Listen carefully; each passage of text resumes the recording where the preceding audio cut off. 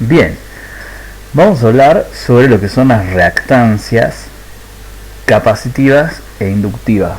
¿Bien? Pero primero vamos a recordar que básicamente tenemos tres clases de cargas o receptores, ¿cierto? La resistiva, la inductiva y la capacitiva. Resistencia R, bobina de inductancia L, capacitor o condensador C. ¿Bien? Son los receptores o cargas que podemos tener en un circuito tanto de corriente alterna como de corriente continua. Bien, siempre comenzamos estudiando primero lo que es la corriente continua y luego lo complicamos un poco con lo que es la corriente alterna. ¿Qué nos interesa a nosotros tanto en corriente continua como en corriente alterna? Poder, nosotros básicamente poder aplicar las dos leyes fundamentales que tenemos, ¿bien? Son la ley de Ohm y la ley de Watt, que nos sirven para calcular magnitudes de corriente, tensión, resistencia y potencia. Bien, hay otras leyes que rigen los circuitos, pero básicamente tenemos estas. Nos interesan para conocer qué corriente circula a través del circuito, qué tensión tenemos, qué resistencia tiene el circuito. Y bueno, en electromecánica nos interesa fundamentalmente conocer qué potencia estamos consumiendo de la red, qué corriente estamos consumiendo también de la red. Así que ley de Ohm y ley de Watt seguramente a full la estaremos aplicando, y obviamente es lo que nos interesa a nosotros conocer de nuestro circuito. Bien, comportamiento de las cargas resistivas, inductivas, capacitivas en tensión de corriente continua y tensión de corriente alterna. Bien, o podemos decirlo directamente corriente continua o corriente alterna. Ya lo hemos visto en un video, pero acá tenemos justamente el resumen. En el video justamente está explicado de manera gráfica con un simulador para que no sea tan tedioso, pero acá tenemos justamente lo que es el resumen y recordemos lo más importante. Bien, las resistencias R tienen igual comportamiento tanto en corriente continua como en corriente alterna. ¿Ven? No sé por qué puse dos veces. Bueno, lo voy a corregir ahí. Acá lo puedo corregir rápidamente. Bien, tanto en BCC como en BCA. Bien, no sé por qué lo puse dos veces.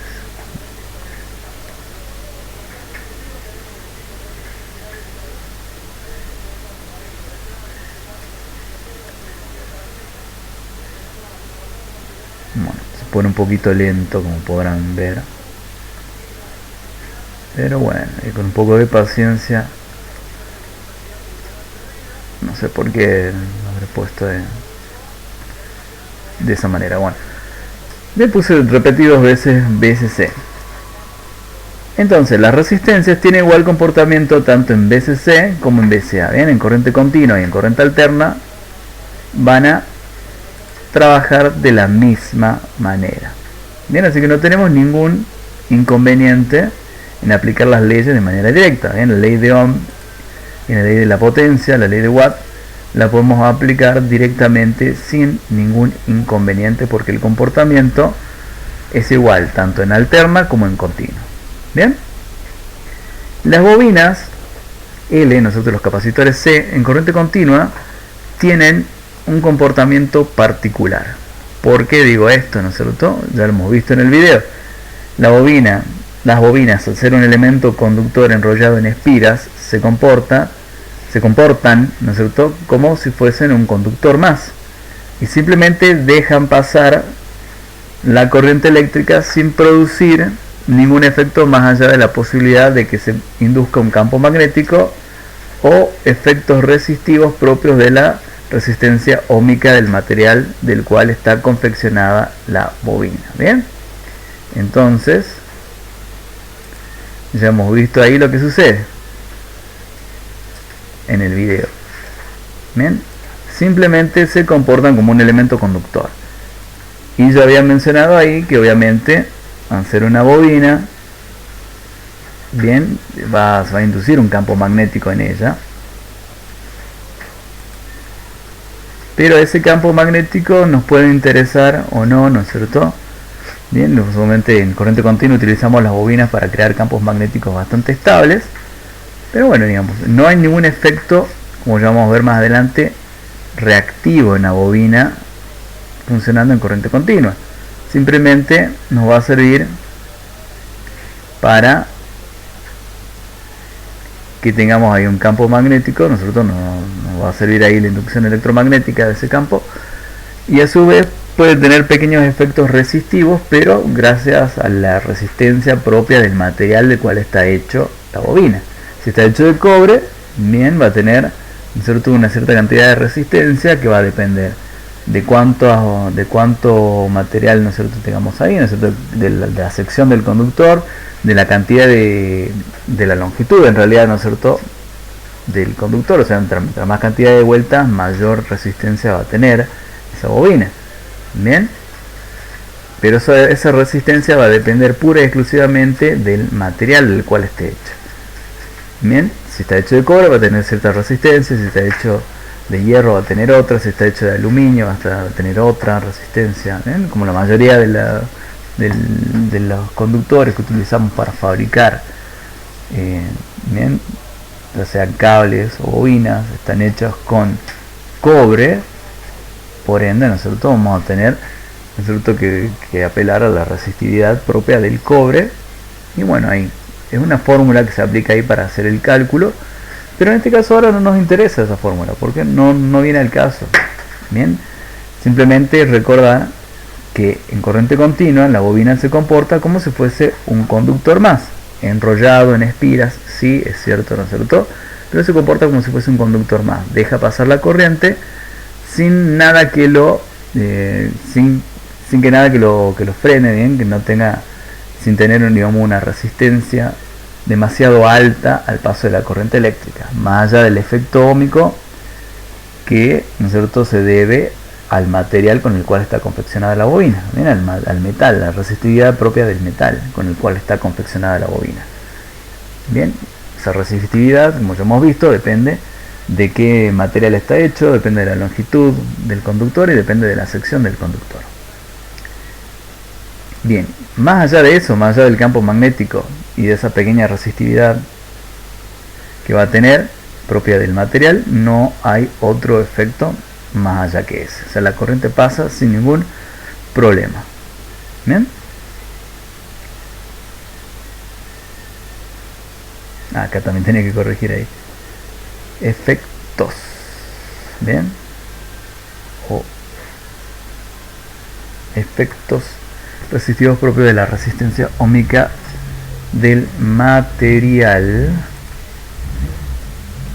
No sé por qué, bueno, la pizarra no tiene autocorrector, así que hay que corregir para que esté todo bien. Bien.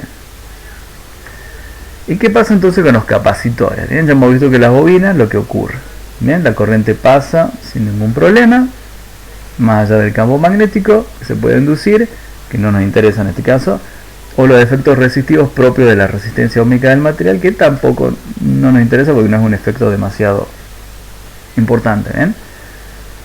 Bueno, en el caso de los capacitores, eso también lo vimos en el video. Al ser un componente formado por una capa de material dieléctrico, que quiere decir aislante, ubicado entre dos placas confeccionadas en un material conductor, bien, hace como un sanguchito, tenemos una capa de material conductor, tenemos una capa dieléctrica o aislante y otra capa de material conductor. Bien, la capa dieléctrica está en el medio. En un primer instante, un instante muy rápido, como hemos visto en los videos, se demanda un pico de corriente muy elevado. Bien, si no tiene un elemento resistivo que limite la corriente, bueno, va a ser muy elevado. Si hay un elemento resistivo que limite esa corriente, obviamente, bueno, va a estar sujeta ahí a la resistencia. Bien, mientras más alta sea la resistencia, menor va a ser el pico de corriente. Mientras más pequeña sea la resistencia, mayor va a ser el pico de corriente. Por eso veíamos en el simulador que no podemos poner el capacitor solo porque nos da un error, ¿bien? Porque estaba mostrando ahí que el pico de corriente va a ser muy elevado. Poníamos la resistencia de 1 ohm, que no es una resistencia tampoco muy grande, y bueno, ahí sí nos permitía funcionar el simulador pero veíamos que justamente la corriente era muy grande. Bien, una corriente muy grande. ¿Y qué es lo que sucede, no es cierto? Ese pico de corriente es para poder cargarse, o sea, demanda ese pico de corriente para poder cargarse el capacitor. El capacitor se carga muy rápido, ¿bien? Mientras más pequeña sea la resistencia que limite la corriente que demanda el capacitor, más rápido se va a cargar.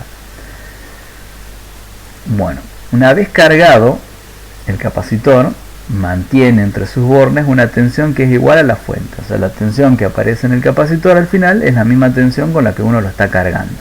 Si 220, la tensión del capacitor va a ser 220 voltios. ¿Bien? Y luego de eso ya no dejará pasar más corriente eléctrica, comportándose finalmente como un circuito abierto. ¿Bien? Como si fuese un interruptor abierto. Deja de circular ya la corriente eléctrica. Una vez que se cargó el capacitor, ya no circula más corriente eléctrica.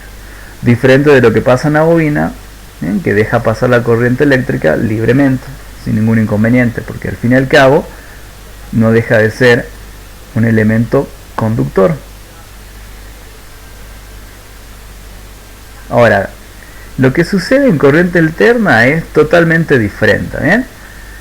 Las bobinas y capacitores en corriente alterna tienen un comportamiento aún más interesante, que es lo bueno. No nos interesa más el comportamiento de estos elementos en corriente alterna, ya que debido a la frecuencia de cambio, ¿no es cierto?,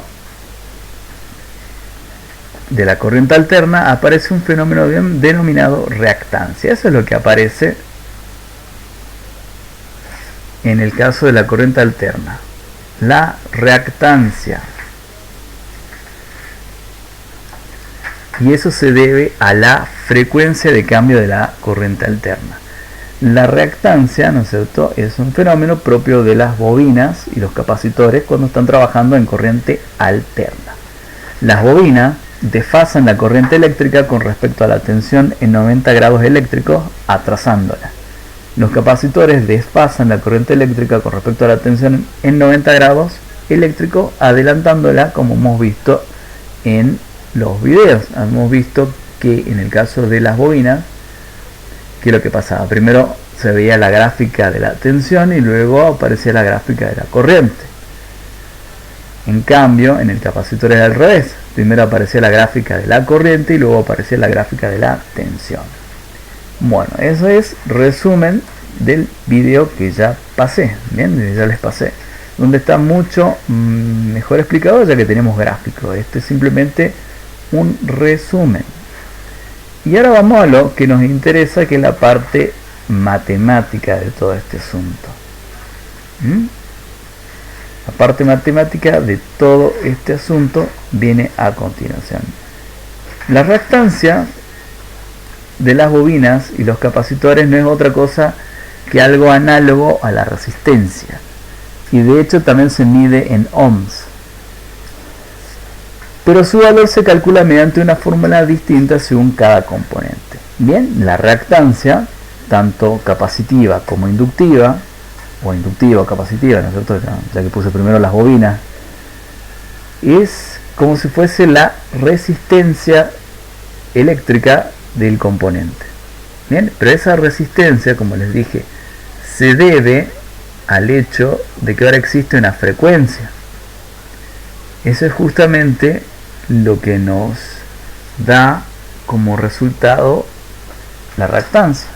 Bien, por eso que no existe reactancia en corriente continua, porque en corriente continua la reactancia, si se debe a la frecuencia, va a ser cero. ¿Bien? Porque la frecuencia en la corriente continua es igual a cero, no hay frecuencia, no hay variación, no hay cambio.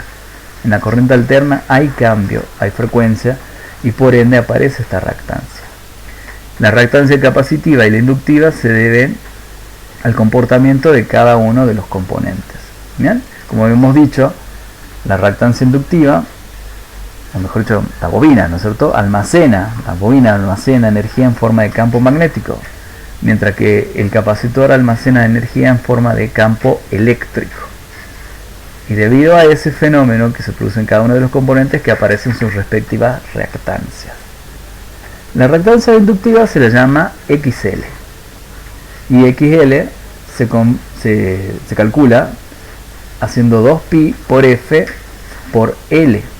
Bien, 2pi por F es, si ustedes, ¿no es cierto?, indagan un poco más, ¿se acuerdan, ¿no es cierto?, de cómo se estudiaba, cuando se estudiaba el fenómeno de la generación de la corriente eléctrica alterna. 2pi por F no es otra cosa que la velocidad angular. Bien, pero bueno, no importa, no tanto de eso ahora. Así se calcula la reactancia inductiva, 2pi por F. F es la frecuencia, 2pi, bueno, es 2 por 3,14, si ustedes lo redondean, ¿no es cierto?, pi, lo truncan a pi, mejor dicho, es 3,14, bien, así que 2pi sería 6,28, bien, no va a variar tanto el cálculo, lo ideal por ahí es usar más decimales. F es la frecuencia, que ustedes saben que en Argentina es de 50 Hz, y L es el coeficiente de autoinducción, que se mide en henrys o henrios, si lo castellanizamos. Coeficiente de autoinducción, ¿qué es eso? Es el valor propio de la bobina, que se mide en henrys, y es justamente lo que les mencionaba. La autoinducción es un fenómeno que aparece en todas las bobinas, en donde se autoinduce un voltaje sobre sí misma. Por ende, ¿qué es lo que sucede ahí? Se almacena una cierta cantidad de energía en forma de campo magnético. Si ustedes, ¿no es cierto?, energizan una bobina, se produce la autoinducción. Cuando ustedes le quitan energía a la bobina, bien, la bobina permanece con una cierta cantidad de energía debido a la autoinducción hasta que esa energía se disipa, bien, se descarga, bien, pero no es algo instantáneo. Bien, ustedes lo desconectan de la fuente de la bobina y esta permanece energizada una cierta cantidad de tiempo hasta que finalmente esa energía se disipa, bien, se descarga. Eso es lo que se llama coeficiente de autoinducción y se mide en henrys o henrios. La ley de Ohm, ¿cómo se aplica? La ley de Ohm se aplica de manera similar a la ley de Ohm en el caso de la corriente continua, donde I igual a B sobre XL. Bien, recordando que XL es la reactancia inductiva y también se mide en ohms, así que es algo análogo a la resistencia. Es una resistencia, solo que no se llama así, se llama reactancia inductiva. Potencia reactiva, bien, en este caso, ¿no es cierto?, se la denomina QL y es justamente lo que se llama potencia reactiva. ¿Cómo se calcula en el caso de la bobina? QL se calcula como XL por I al cuadrado. ¿Bien? QL, la potencia reactiva de la bobina, en voltio ampere reactivo. S es la unidad en la cual se mide esta potencia reactiva. Voltio ampere reactivo. XL se mide en ohms e I se mide en amperes, ¿no es cierto? La intensidad de corriente se mide en amperes. La reactancia capacitiva. Bien, ustedes ven ahí que es similar la fórmula a la reactancia inductiva, pero en este caso vemos que es una inversa. Bien, la reactancia capacitiva es igual a 1 dividido 2pi por F y por C. XC, reactancia capacitiva en ohms, F, frecuencia en hertz, que ya sabemos que es 50 Hz en el caso de nuestro país, salvo obviamente que utilicemos otra frecuencia para el cálculo. Bien, pero sería algo digamos de práctica. Bien, C es la capacidad del capacitor en faradios. Bien, hago una pequeña salvedad acá. Tanto lo que es henrys como lo que es faradios son unidades principales. Bien, eso quiere decir, bien, que es la unidad principal, así como el metro es la unidad principal de longitud. Pero normalmente, en el caso de estas unidades, nosotros no utilizamos la unidad principal, sino subunidades. Bien, normalmente el valor de los capacitores van a estar escritos en microfaradios, mientras que el valor del coeficiente de autoinducción, el valor de las bobinas, va a estar en milifaradios, perdón, en milihenrios, ¿sí? Bueno, en milihenrios. Recordemos que el henrio es justamente la unidad del coeficiente de autoinducción. ¿Bien? ¿Bien? Entonces, normalmente vamos a encontrar los valores de las bobinas en milihenrios y la de los capacitores en microfaradios. Bien, es las unidades más comunes que se utilizan. Bien, es muy difícil encontrar capacitores que trabajen en faradios porque una capacidad muy grande. Bien, muy grande. La cantidad de carga que puede almacenar ese sería enorme. Así que capacitores en microfaradios sería lo más común y bobinas en milihenrios. La ley de Ohm, para el caso de la reactancia capacitiva, se aplica también de manera similar a lo que es, ¿no?, la reactancia inductiva. Es otra forma de escribir la ley de Ohm. I igual a B sobre XC. ¿Bien? Y eso obviamente trabaja en las mismas unidades que estamos trabajando siempre. Tensión en voltios, intensidad de corriente en amperes, reactancia capacitiva, en este caso también en ohms. ¿Bien?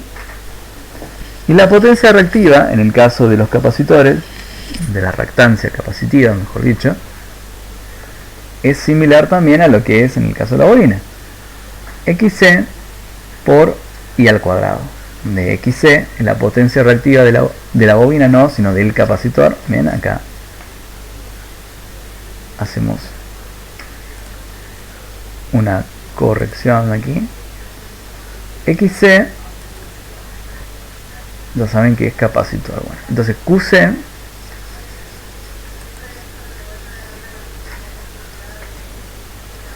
es la potencia reactiva del capacitor y se mide en bar o voltio ampere reactivo.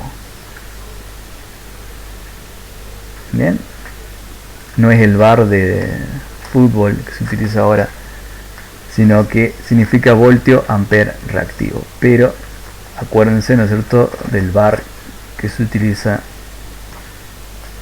en la cancha, ¿no es cierto?, para decir cuando algo está raro, ¿no es cierto?, en una jugada rara. Pero en este caso significa voltio ampere reactivo. Bien, XC se mide en ohms y la corriente se mide en amperes. Acá lo que yo quería corregir es que acá esto es del capacitor y no de la bobina. Bueno, el caso de los voltio ampere reactivo, bien, hace referencia a lo que son los watts. Bien, pero watt es la unidad de potencia activa. Voltio ampere reactivo es la unidad de potencia reactiva.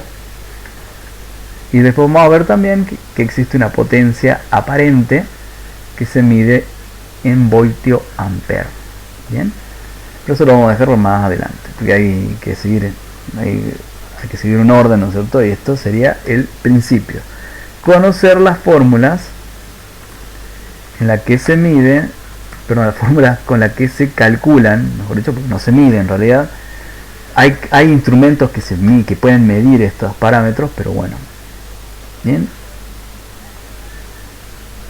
normalmente esto se calcula. Entonces, lo ideal, como les dije, es empezar por las fórmulas que nos permiten calcular los valores de las reactancias. Bien, y a partir de acá ya comienza justamente todo lo que es la matemática, ¿bien?, de la cual depende el poder calcular todo esto.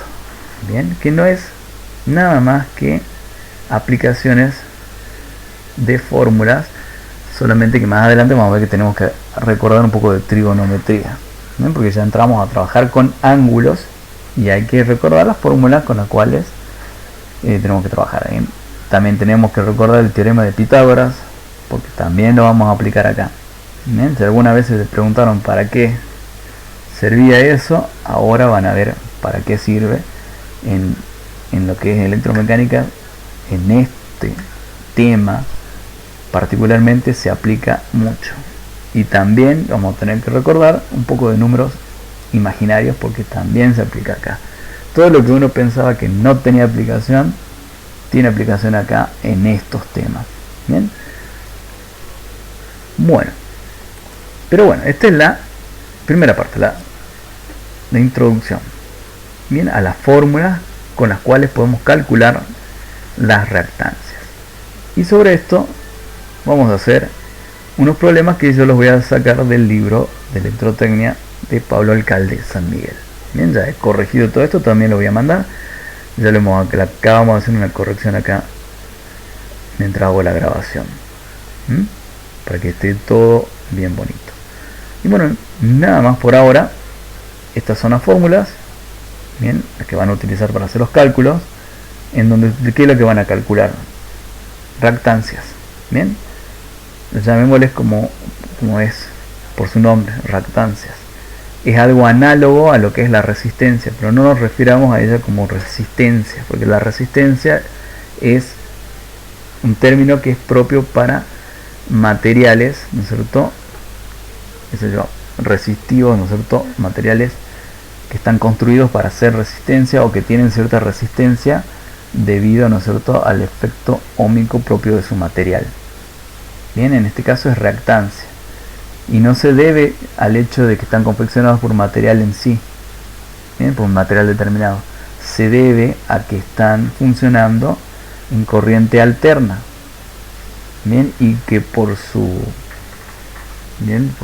función, que es almacenar energía, es que se produce justamente la reactancia. Depende de la frecuencia, bien, porque si ustedes no trabajan, ¿no es cierto?, con corriente alterna, trabajan con corriente continua, el fenómeno de la reactancia no se produce. Bien, esto es algo propio que sucede en la corriente alterna.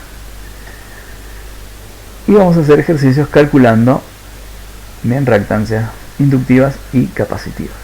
Bien, bueno, espero que haya sido bastante clarito, ¿no es cierto?, porque ya lo venimos viendo de la clase anterior, ¿no es cierto?, del video. Por eso hice ese video, para ver cómo se comportan estos componentes en corriente continua y en corriente alterna.